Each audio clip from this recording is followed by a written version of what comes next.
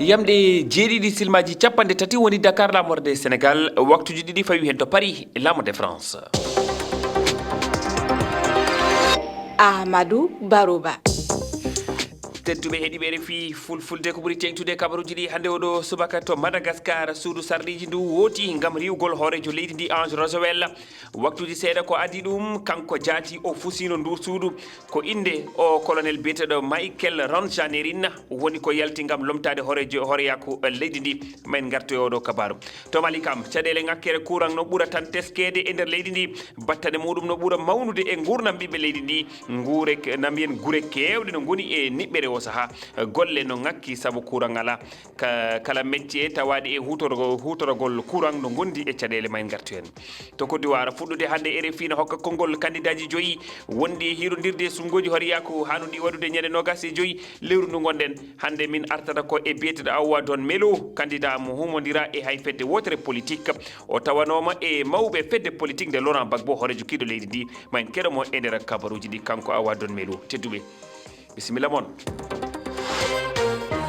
on calminama on juurama on jettama bisimilla moon e ley kabaruji ɗi hande ko alarba balɗe 15 e lewru 10 ɓuuru hitanuji naƴiɗi e 25 ɗo mbawɗon wonde no mbawɗon wondirde bisimilla moon e ley kabaruji ɗi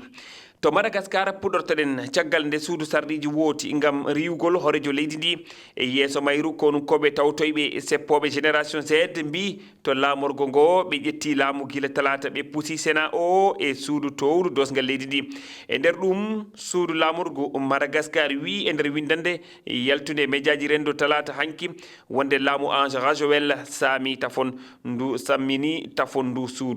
ndu suudu ñingi golle kono koɓe ɓe ndu inniri murtoɓe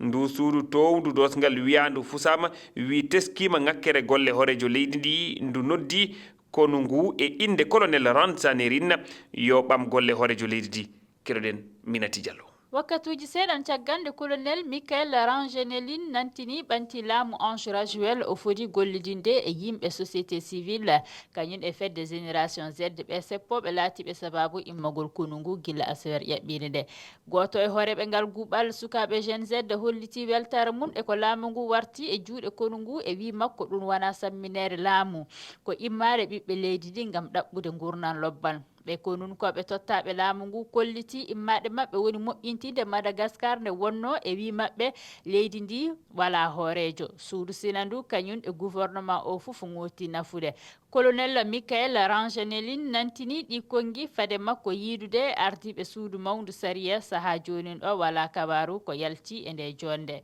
caggal ɗum ana sarta o joddo e député ɓe Madagascar gam ɗaɓɓude peeje e sawrude caɗele margal gonɗe e leydi ndi ɗum fey so tawi hoorejo kiiɗo o Ange Rajowel nantini jaɓali nde samminere laamu waɗunde jonkongol jagorɗo kalfinade jokkodiral hakkude Amérique e leyɗe jananɗe noddi waɗugol kaldal gam wartirde Madagascar e lawol démocratie